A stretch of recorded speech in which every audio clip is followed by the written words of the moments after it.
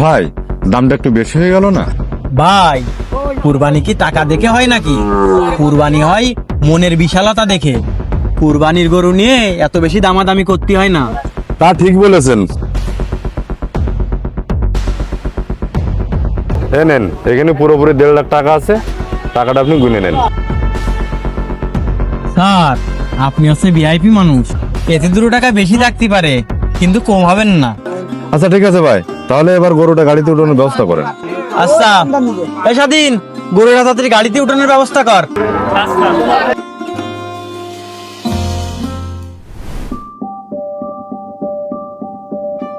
এ হাবিব কই, বাড়ি আছিস?